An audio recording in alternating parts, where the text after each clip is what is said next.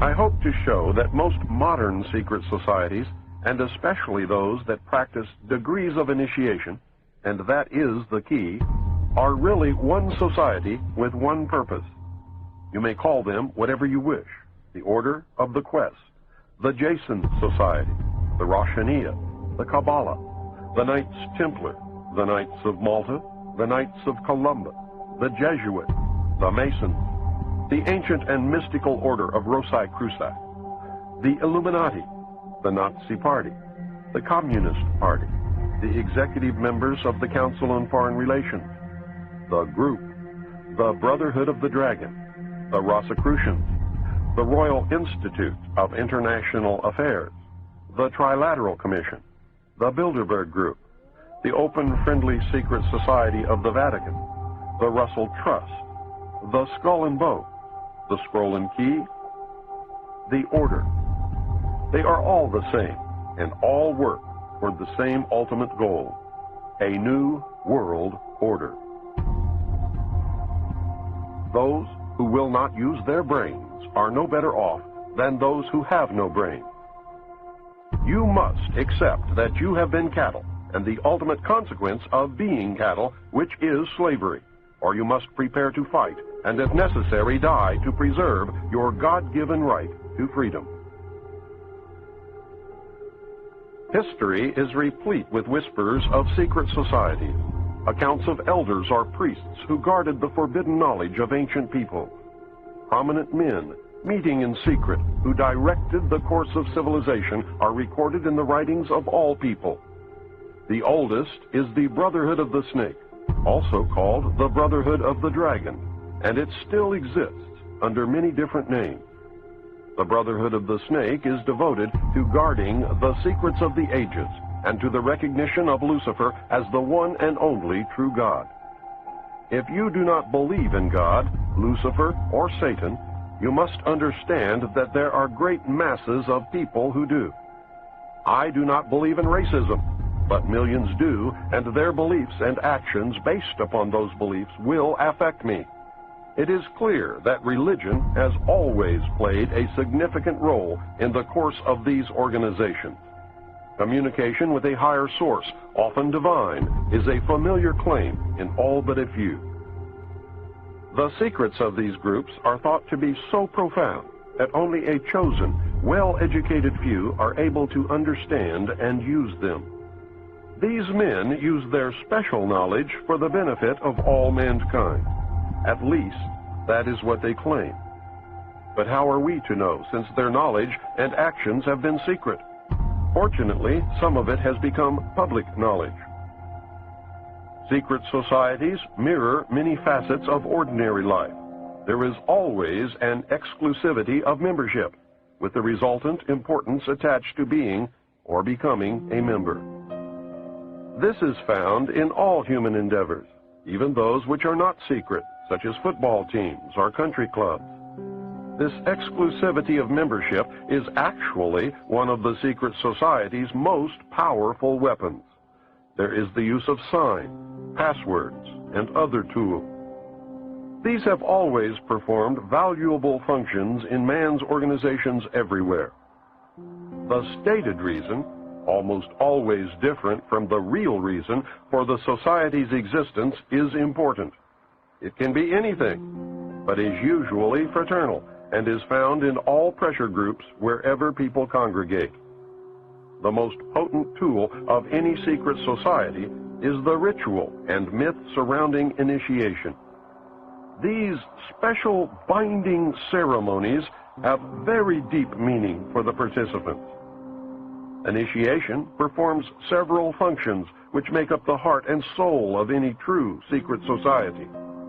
Like boot camp, the initiation into the armed forces, important aspects of human thought that are universally compelling are merged to train and maintain the efforts of a group of people to operate in a certain direction. Initiation bonds the members together in mysticism. Neophytes gain knowledge of a secret, giving them special status. The ancient meaning of neophyte is planted anew or reborn. A higher initiation is, in reality, a promotion inspiring loyalty and the desire to move up to the next rung. The goals of the society are reinforced, causing the initiated to act toward those goals in everyday life. That brings about a change in the political and social action of the member. The change is always in the best interest of the goals of the leaders of the secret society. The leaders are called adepts. This can best be illustrated by the soldier trained to follow orders without thinking. The result is often the wounding or death of the soldier for the realization of the commander's goal, which may or may not be good for the overall community. Initiation is a means of rewarding ambitious men who can be trusted. You will notice that the higher the degree of initiation, the fewer the members who possess the degree. This is not because the other members are not ambitious, but because a process of very careful selection is being conducted. A point is reached where no effort is good enough without a pull up by the higher member. Most members never proceed beyond this point and never learn the real secret purpose of the group. The frozen member from that point on serves only as a part of the political power base, as indeed he has always done. You may have guessed by now that initiation is a way to determine who can and cannot be trusted. A method of deciding exactly who is to become an adept may be decided during initiation by asking the candidate to spit upon the Christian cross. If the candidate refuses, the members congratulate him and tell him, "You have made the right choice, as a true adept would never do such a terrible thing." The newly initiated might find it disconcerting, however, that he or she never advances any higher. If instead the candidate spits upon the cross, he or she has demonstrated a knowledge of one of the mysteries and soon will find him or herself a candidate for the next higher level. The mystery is that religion is but a tool to control the masses. Knowledge or wisdom is their only God, through which man himself will become God in the world. They believe that those minds belong exclusively to them. The philosophy that follows is the classic secret society view of humanity.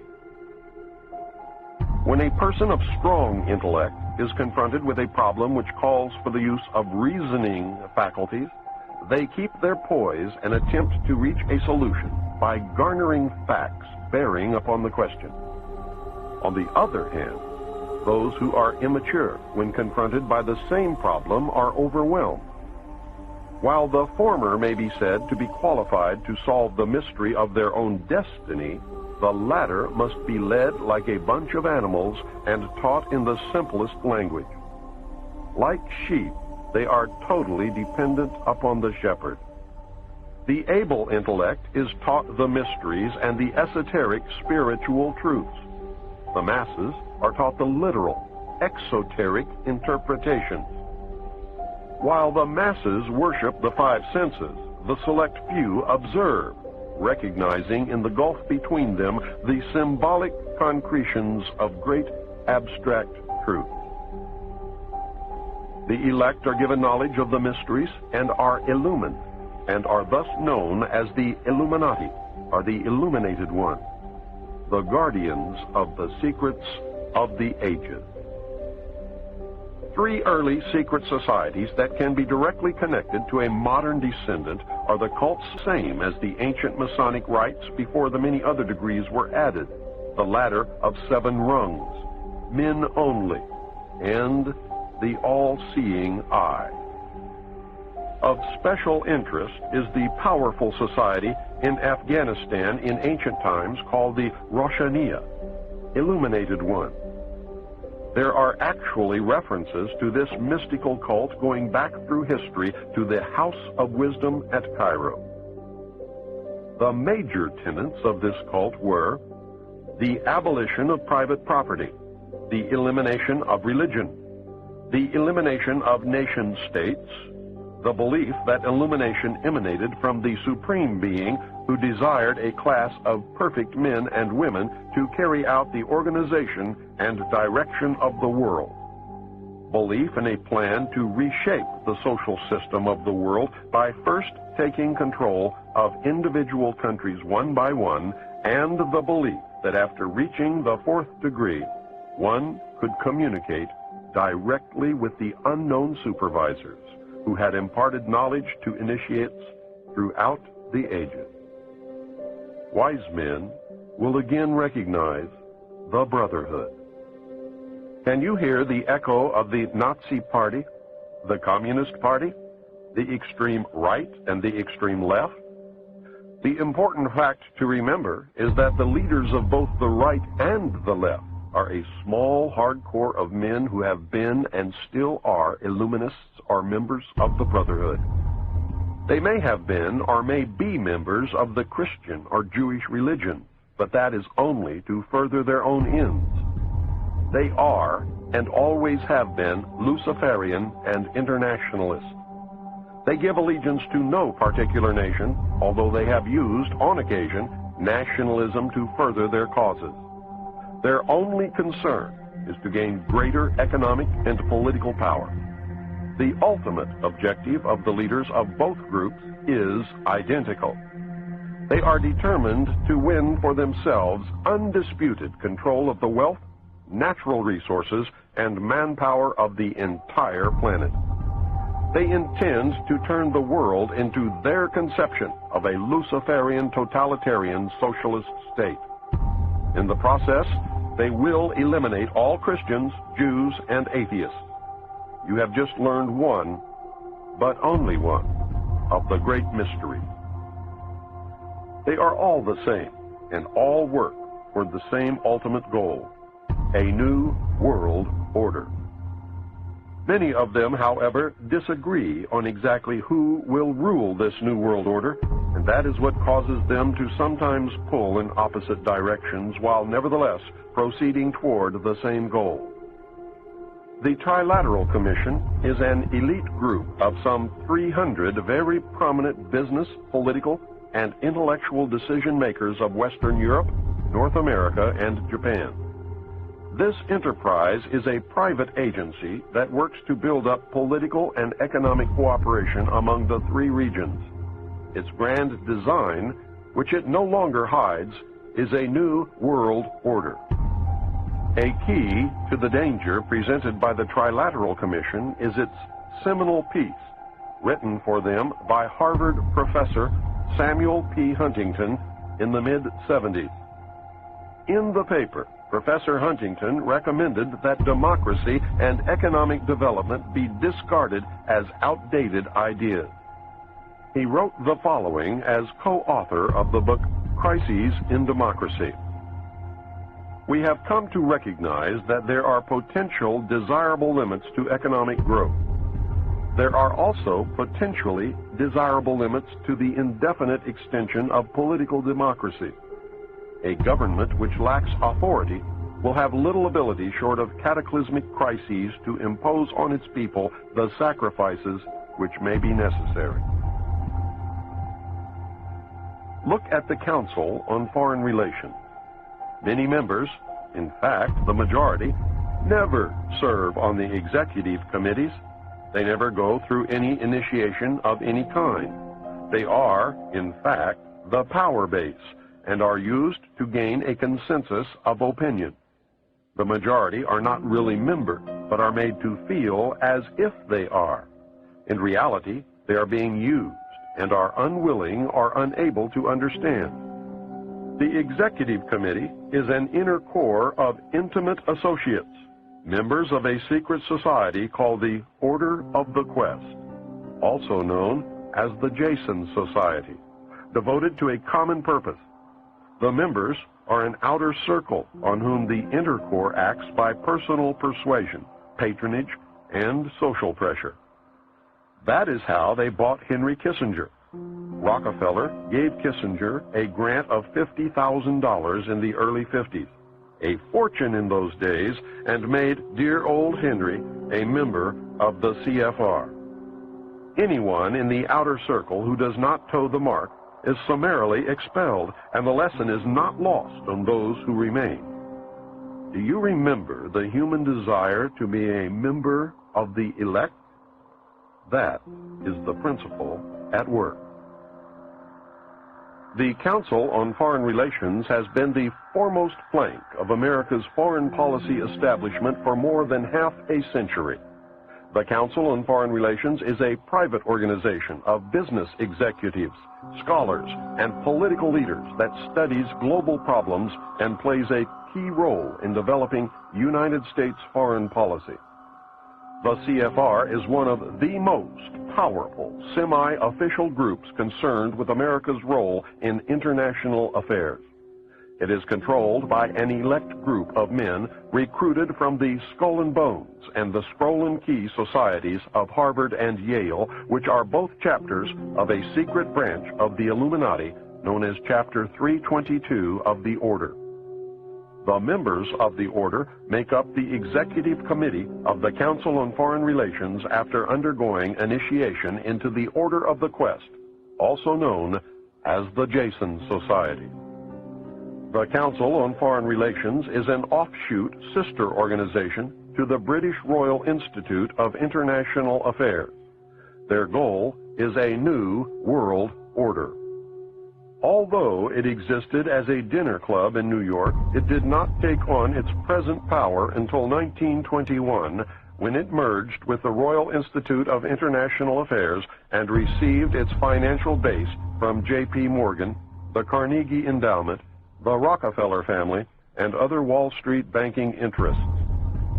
The Council on Foreign Relations controls our government. Through the years, its members have infiltrated the entire executive branch, State Department, Justice Department, Central Intelligence Agency. I read top-secret documents while with Naval Intelligence that stated that President Eisenhower had appointed 6 of the Executive Committee members of the CFR to sit on the panel called Majesty 12, also known as Majority 12 for security reasons. Majesty 12 is the secret group that is supposed to control extraterrestrial information and projects. The document stated that Eisenhower had also appointed 6 members from the executive branch of government who were also members of the CFR. The total membership of Majesty 12 was 19, including Dr. Edward Teller and the 6 members from the Jason Scientific Group. Again, whether this is true or disinformation depends solely upon the existence of aliens. The CFR is a secret society in that it forbids the taking of notes or the publishing of minutes of its meetings. Any member who divulges the subject or any part of any conversation or talk that took place during a meeting is terminated. The goal of the Council on Foreign Relations is a new world order. Remember, never worship a leader. If you worship a leader, you then no longer have the ability to recognize when you have been deceived. The most powerful secret organization in the world is the Bilderberg Group, organized in 1952 and named after the hotel where its first meeting took place in 1954. The man who organized the Bilderberg Group, Prince Bernhard of the Netherlands, has the power to veto the Vatican's choice of any pope it selects. Prince Bernhard has this veto power because his family, the Habsburgs, are descended from the Roman emperors. Prince Bernhard is the leader of the Black family. He claims descent from the House of David and thus can truly say that he is related to Jesus. Prince Bernhard, with the help of the CIA, brought the hidden ruling body of the Illuminati into public knowledge as the Bilderberg Group. This is the official alliance that makes up the world governing body. The core of the organization is 3 committees made up of 13 members each. Thus, the heart of the Bilderberg Group consists of 39 total members of the Illuminati. The 3 committees are made up exclusively of members of all the different secret groups that make up the Illuminati, the Freemasons, the Vatican, and the black nobility. This committee works year-round in offices in Switzerland. It determines who is invited to the annual meeting and what policies and plans will be discussed. Every proposal or plan that has ever been discussed at an annual meeting of the Bilderberg Group has come to pass usually within 1 or 2 years following the meeting. The Bilderberg Group is directing the quiet war that is being waged against us. How can they do it? These are the men who really rule the world. Manly P. Hall, 33rd degree Mason, probably the most renowned expert on these subjects, wrote in his book, The Secret Destiny of America. For more than 3,000 years, secret societies have labored to create the background of knowledge necessary to the establishment of an enlightened democracy among the nations of the world. All have continued, and they still exist, as the Order of the Quest. Men bound by a secret oath to labor in the cause of world democracy decided that in the American colonies they would plan the roots of a new way of life. The Order of the Quest was set up in America before the middle of the 17th century. Franklin spoke for the Order of the Quest, and most of the men who worked with him in the early days of the American Republic were also members. Not only were many of the founders of the United States government Masons, but they received aid from a secret and august body existing in Europe, which helped them to establish this country for a particular purpose known only to the initiated few.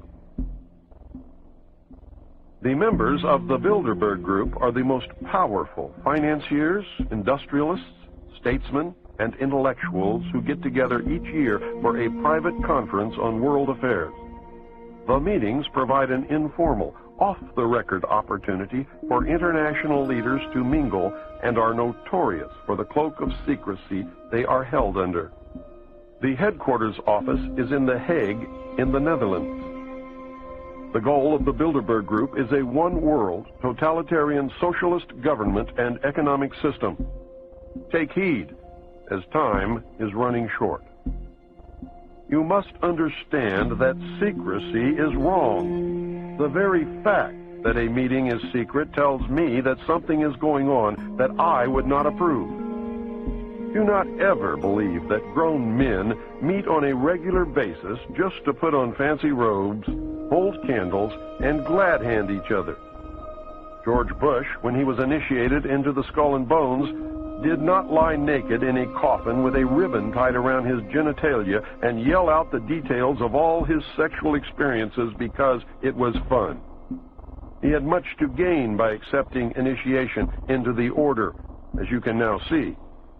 These men meet for him to have some understanding of how, operating in secrecy and infiltrating every level of government and vital industry, including the press, the elect manipulate the people and nations of the world toward any direction desired. I hope you caught on to the fact that the secret power structure is toward a totalitarian socialist state or fascism. It is not the Nazis, as they were a product of this power structure. It is not the Jews, although some very wealthy Jews are involved. It is not the communists, as they fit the same category as the Nazis. It is not the bankers, but they do play an important role. I also hope that you are beginning to look inside yourself to see if their reality fits. Are you getting the message?